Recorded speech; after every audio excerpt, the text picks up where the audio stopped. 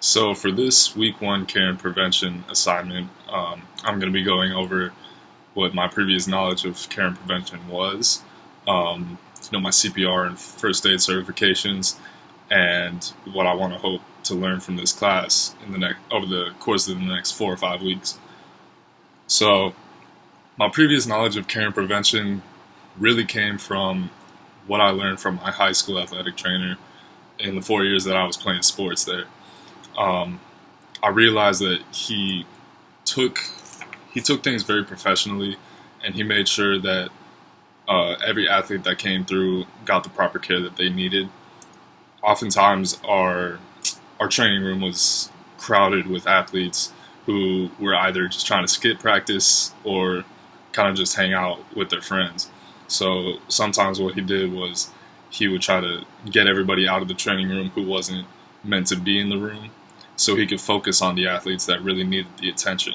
I think that's something that's really important. And we went over that in our other assignment, in that we really need to kind of block out all the distractions in the training room and make sure that we're giving the athletes the best care possible.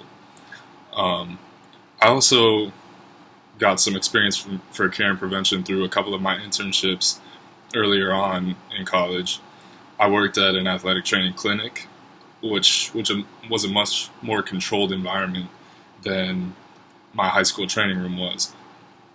By working in the clinic, there were a lot of older people who took sports and fitness very seriously.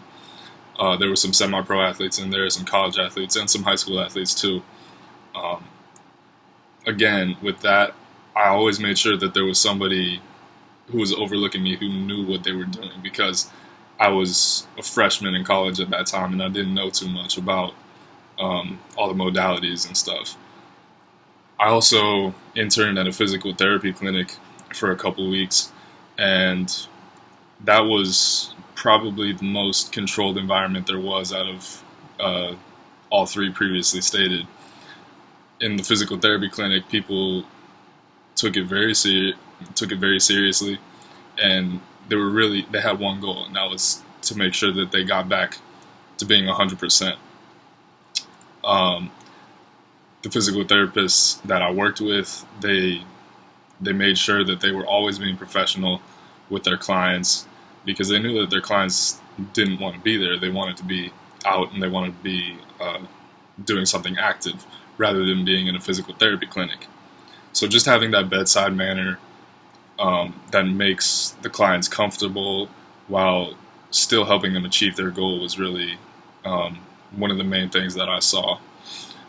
I am CPR certified. I first got certified in 2017. In the summer of 2017, I was teaching a class where a bunch of high schoolers could get CPR and first aid certified.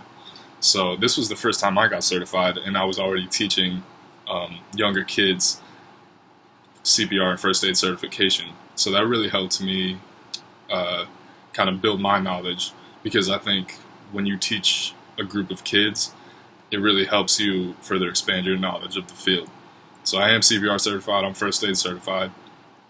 I have never taken a first responder class, however, so I think that would be interesting to learn more about that.